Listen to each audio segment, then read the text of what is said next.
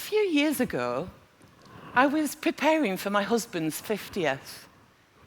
I found myself in a card shop, looking at a wall full of all different sorts, trying to find something funny.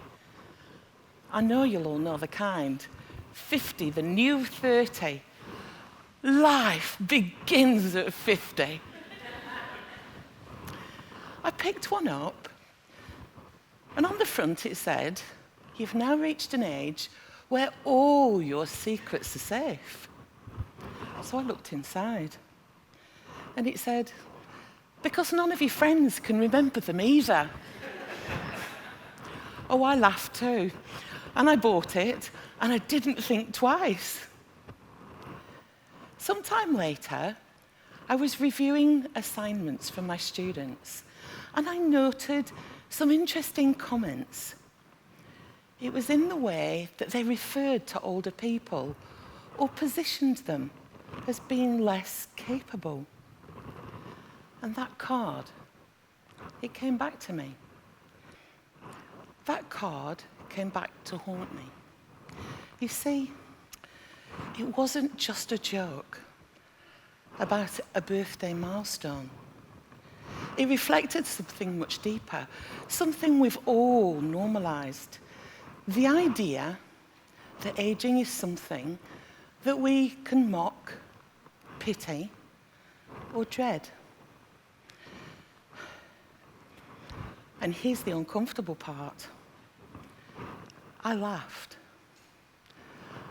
I'm a seasoned nurse academic, and so I teach empathy, compassion, caring, dignity, pretty much every day. And yet I laughed. And if I laughed, what might that mean about how deeply embedded these attitudes are in society? Maybe even in all of us. But some of you might say, well, why does it matter? What's the problem? Currently, 17% of our population in New Zealand are aged 65 or more. In 2028, there'll be 1 million people in that age group. That's not some distant horizon. That's literally round the corner. And as one of the more rapidly aging societies on the planet, these are kinds of statistics we can't afford to ignore. Because the way that we think about older people and the way we communicate about them is shaping the kind of society we're building for tomorrow. And that's where our future health professionals are currently growing up. But ageism's tricky. It's almost unnoticeable in our everyday habits and phrases.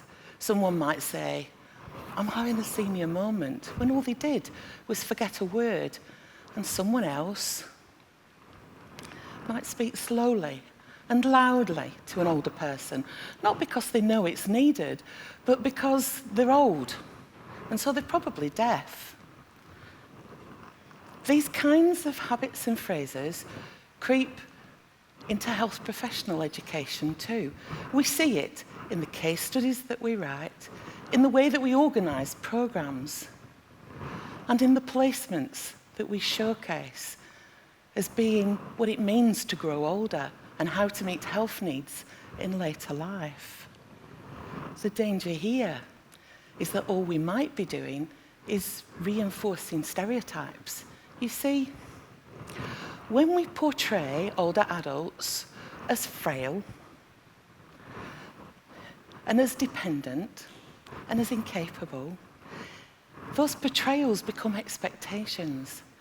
And expectations are part of the way that we form our attitudes. Our attitudes inform the way we think about older people, and the way we think influences the way we behave towards them.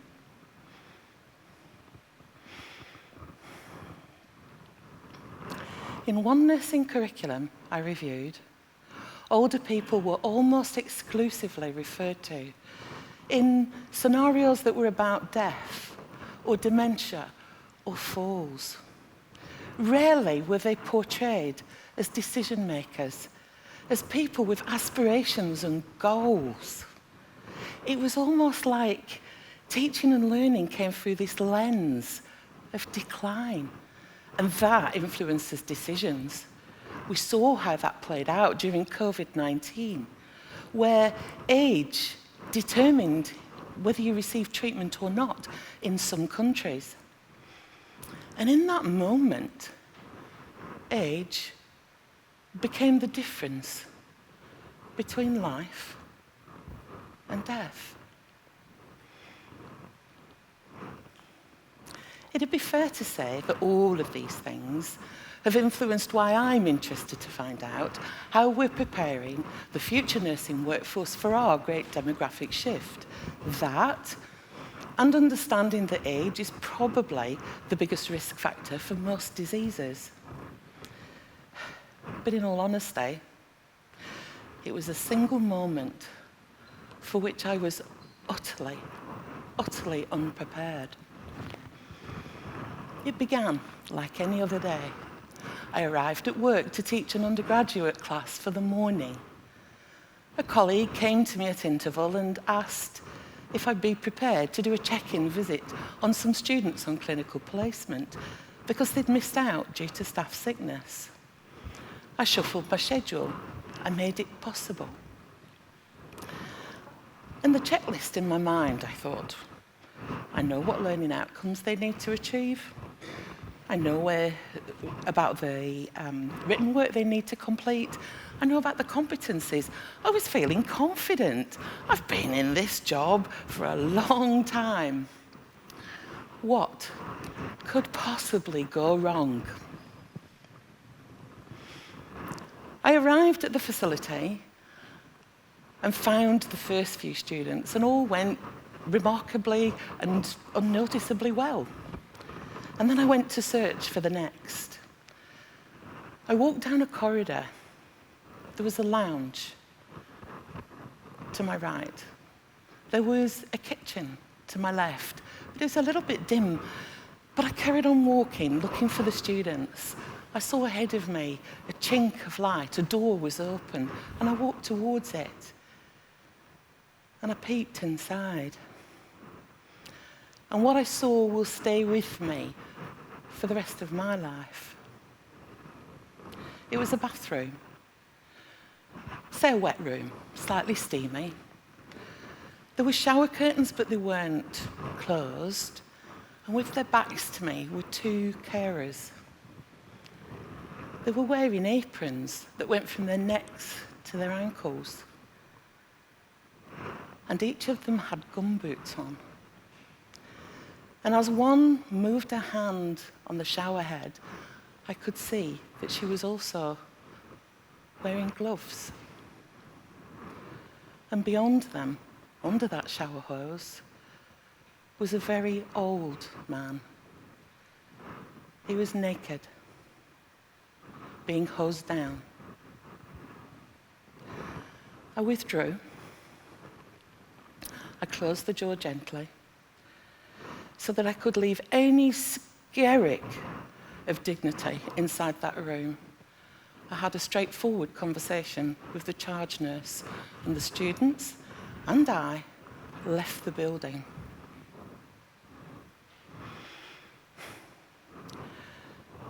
That moment of clinical supervision didn't just stick with me. It was the catalyst for everything that came next. And I asked student nurses from across New Zealand to tell me about their nursing programme and what they were learning about meeting the health needs of older people. And you know, they responded in their hundreds. And they told me how rewarding it was to care for older people. They told me how they valued the relationships they were able to build and how they loved stories of life's ups and downs, and how all of these things deepened their understanding of what it means to be older. They told me too about how unprepared they felt to navigate the complexities of health and social need. They also shared with me some of their preconceived ideas, that older people were somehow dull and a little grumpy. But most of them told me about their programs and about the notable absence of time available to address health needs of older people in their particular programs.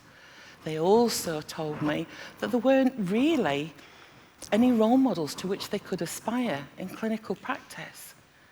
And they also highlighted for me that a placement in age residential care is simply seen as a box to check, not a place to go and grow capability.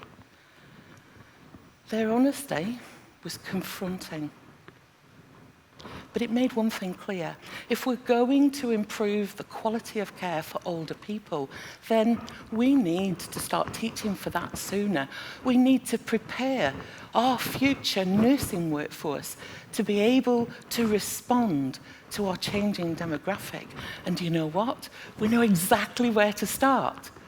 We build empathy and dial that up using intergenerational connection. And I've seen this combination work in practice. I had a student who was very reluctant about her placement. She really didn't want to go.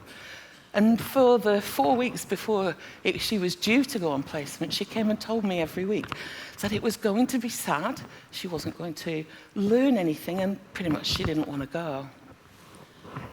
But in any case, she went. And while she was there, she was invited to undertake a wound assessment for a lady that was coming in later on that day for a redressing. When the time came, she was able to put all of the relevant evidence-based knowledge together. I was so proud of her. But the one thing she didn't understand was the mechanism of the fall. And so she said, "Should I ask?" I said, "Yes, you should." And so she did. And she said to the lady, "Can you tell me about your fall?" And the lady was about 5 foot tall and drew herself up to her full height and said, "I didn't fall. I was running away from elephants and I put my foot in a warthog hole." Believe me, it was the start of a wonderful relationship. My student was treated to stories of activism, resilience, life, in all its glory. And at the end of the placement, she came to find me. She came to tell me what she'd learned. And she said, "Sam, I'd forgotten that they used to be young. I didn't realize you could learn so much from old people." And that's the power of empathy and intergenerational connection. You see, it creates an opportunity for older adults to be seen not as patients, but as people. And that shifts the narrative.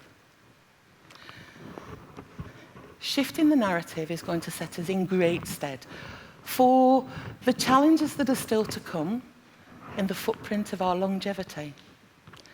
In 1968, the average life expectancy of a man in New Zealand was 67. Today, it's more than 80.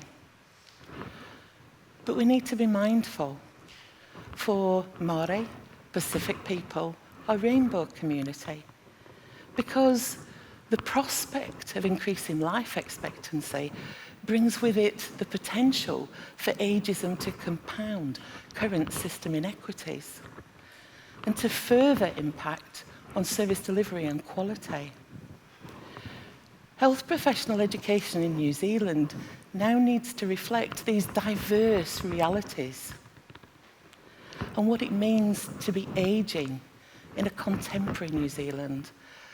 And that's why we're shifting our focus from concentrating on ageing simply as a biological process and recognizing it as a deeply social one where identity, culture, and community strength is absolutely integral. And that means we've all got a role to play. As one of the students that wrote to me said, rather than try to get nurses to want to work with older people, perhaps what we should do is try and get society to care about them more. And that's the heart. If we want to create a society that's inclusive and respectful and one that dignifies growing older. My challenge to you then is that next time you're hiring, delegating, teaching, or even buying a birthday card, just pause for a moment and ask yourself, am I seeing a person or simply their age?